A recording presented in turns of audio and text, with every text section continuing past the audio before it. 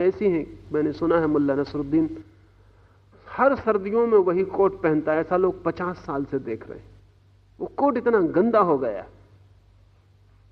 उससे ऐसी बांस आती, थेगड़े निकल गए, बिल्कुल खंडहर है कोट के नाम पर। आखिर एक दिन मित्र ने कहा कि नसरुद्दीन, तुम्हारे बाप को भी हमने देखा है, क्या शानदार आदमी थे, क्या कपड़े पहनते थे, दूर दूर से कपड़े बुलवाते थे, और तुम ये कोट ही पहन। अरे नसरुद्दीन ने कहा कि लो, ये वही कोट है जो मेरे बाप पहनते थे।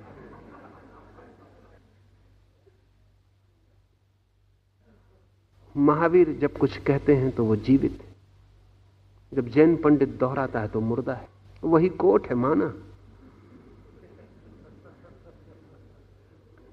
महावीर कहते हैं सद्धर्म का उपदेश करता है साधु।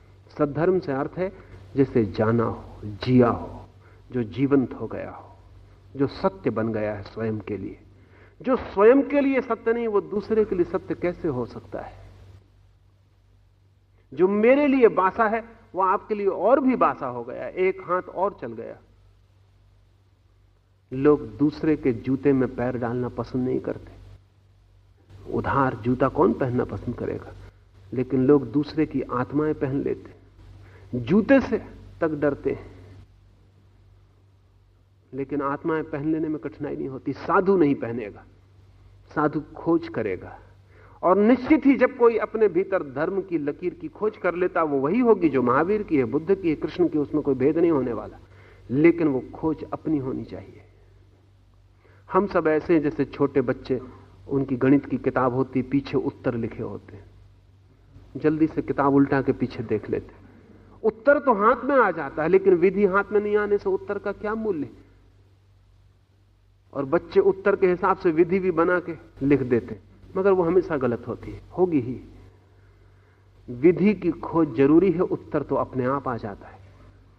सद्धर्म का अर्थ है जिसने विधि पूर्वक स्वयं की साधना से जाना है, जो उसका ही उपदेश करता है जो उसने जाना है। ध्यान रहे, जगत में अधर्म कम हो जाए अगर वे लोग उपदेश करना बंद कर दें जिन्होंने स्वयं नहीं जाना है। उनके कारण बड़ा उपद्रव है। दुनिया में अधर्म अधार्मिक लोगों के कारण नहीं है, मरे मराए धार्मिक लोगों के कारण, जिनके पास कोई जीवन की ज्योति नहीं है, जो भीतर अंधेरे से भरे हैं और जिनकी चर्चा में प्रकाश के शब्द तैरते रहते हैं, जिनके भीतर मृत्यु है और जो अमृत की बात करते रहते हैं, उनसे अधर्म चलता है। आधार्मिक लोगों से नहीं चलता, झूठे धार्मिक लोगों से चलता है। जो स्वयं धर्म में स्थित होकर दूसरों को धर्म में स्थित करता है, वो शर्त है। जो घर गृहस्थी के प्रपंच से निकलकर सदा के लिए कुशील लिंग को छोड़ देता है। ये कुशील लिंग महावीर का समझने जैसी बात है। महावीर कहते हैं कि तुम जो भी पहनते हो वेशभूषा, वो अकारण नहीं है, तुम्हारा प्रयोजन है, भीतर वासना है उसके। एक वेश्या निकलती सड़क पर, उसके कपड़े आमंत्रण देते हुए होते हैं। वो अपने शरीर को बेचने निकली, शरीर को ढांकती नहीं, कपड़ों से उघाड़ती है। कपड़े ढांकने का काम नहीं करते, प्रकट करने का काम करते हैं, शरीर को उछालते हैं। वैश्या वैसे चले, समझ में आता है। लेकिन एक स्त्री जो कहती है मैं अपने पति के लिए ही हूं और सिवाय मेरे पति के मेरे मन में कोई भी नहीं, वो भी वैश्या की तरह शरीर को उभार के सड़क पे चलती, तो अड़चन मालूम होती है।